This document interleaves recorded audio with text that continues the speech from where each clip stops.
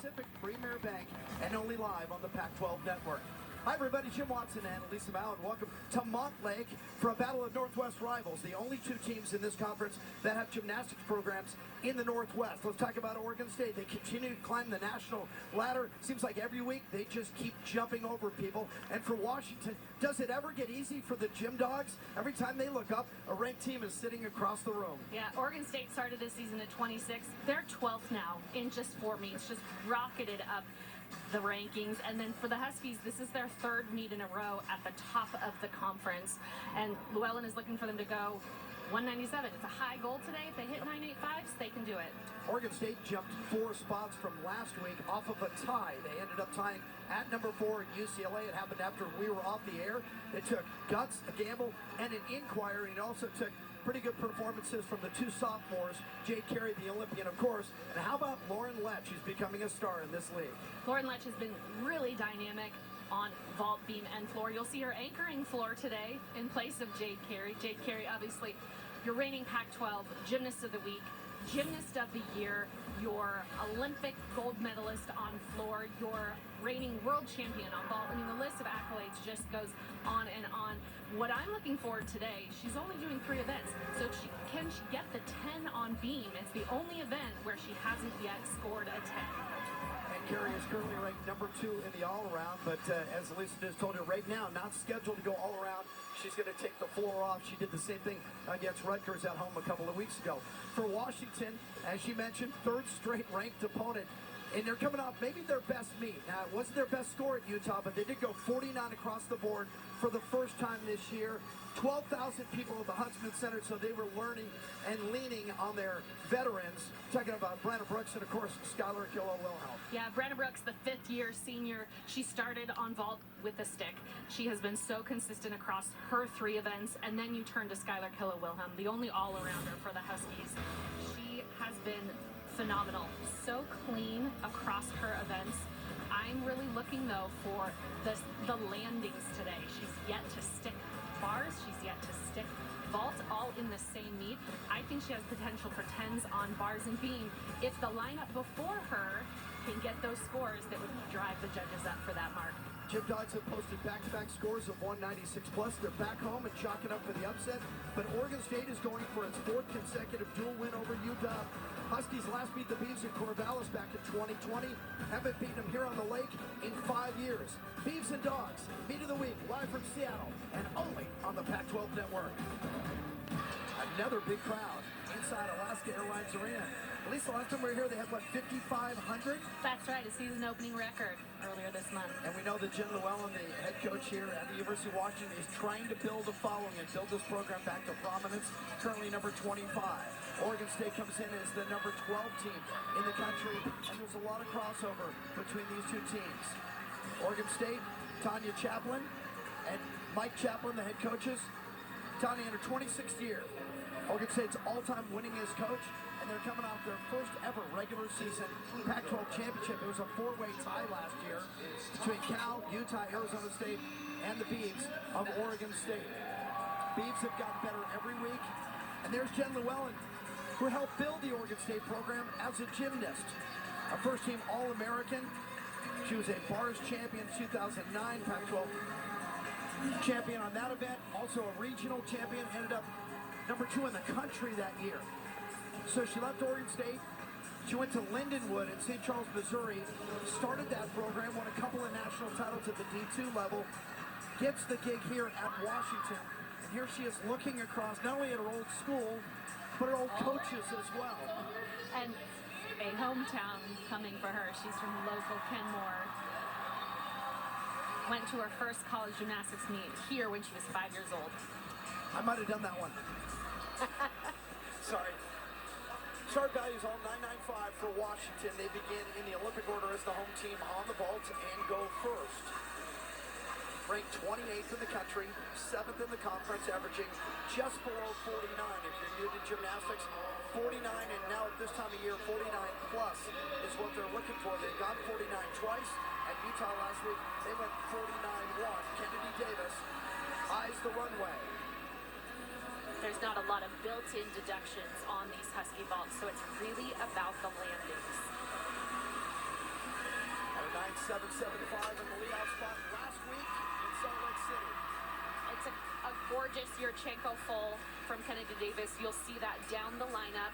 And again, I said there's not a lot of built-in deductions because in the three phases of the vault, the pre-flight, on the table, and the post-flight, she has a great form, good shoulder position on her block, just had that hop back.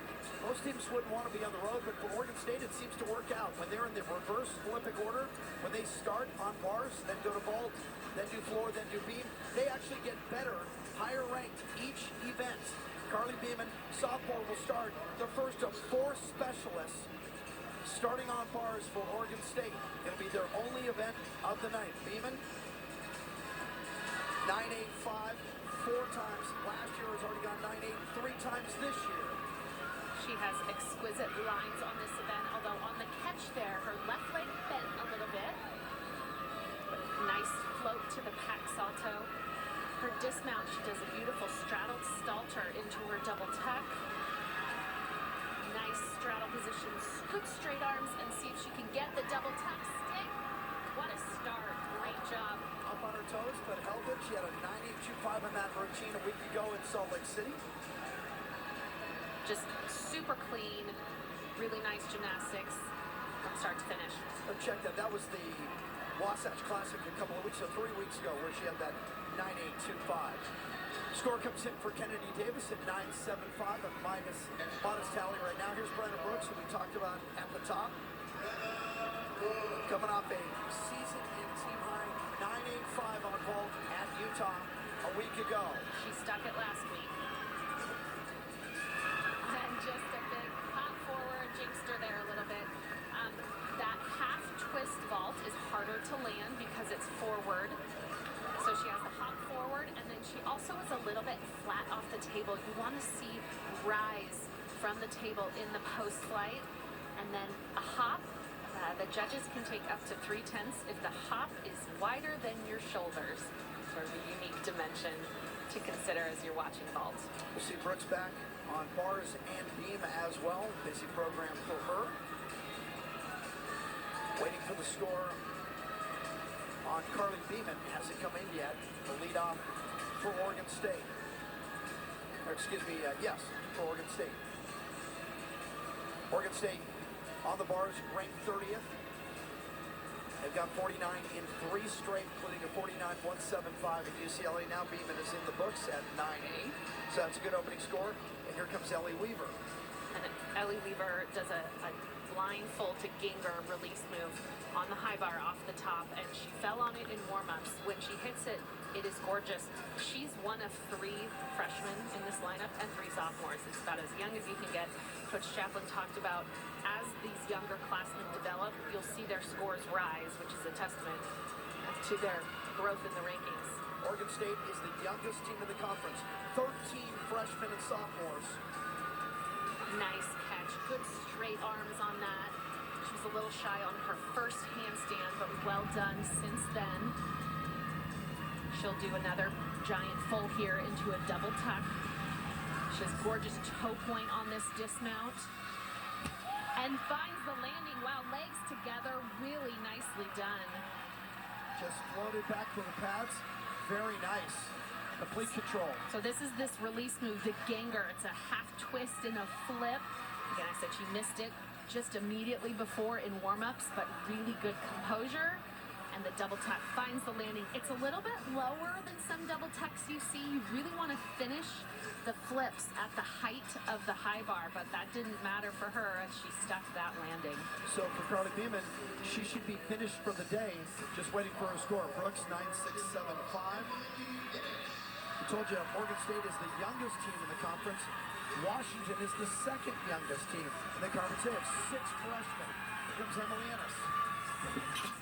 A nice block on that Yurchenko full. You can hear the vault when they get a good block. You have to have straight arms, really dynamic, pop through the shoulders. She did just that. And like her predecessors, just a hop forward. But watch the table and her repulsion off. Nicely done. And then the reason she hops back there is because she pikes her body down to find the floor. If she stays totally straight, she's more likely to find that stick. You can see growth for Ennis already, the freshman from Pittsburgh, who debuted at UCLA a couple of years ago with a low score, then came back as the anchor at Utah with a 9.775. How about a 9.875 for Weaver? Big score for the young gymnast. Another freshman, gorgeous bar swinger here, Francesca Queso. Has a good pedigree. Her dad was a national team member, All-American at UCLA. Yeah, Mark. Big Van Leeuwen, difficult release move. There's her Stalter, arms a little bit bent, but her double tuck, just a step back. Oregon State was ready to explode had she found that stick. And this is an event that Oregon State has a lot of room to grow. This is maybe the one disappointment with the slow start this year, ranked just 30th. So watch her Stalter there. The arms bend as she gets to the handstand, but nice height on the double tuck. She doesn't hold her legs. That's just a technique that shows how good she is on that double tuck, and just the step back. But really dynamic start for these underclassmen. 9.7 for Ennis. Here comes Lana Navarro. We've been talking a lot about Lana Navarro. She'll be on beam and floor as well today. And she crunched her left ankle in the warm-up. And so we'll see how the landing looks for her. And, you know, yeah, it looked good, sort of a hop in place. Didn't have the normal, I would say, repulsion and dynamic block that she sometimes does. Let's watch her arms on the table and her shoulder angle.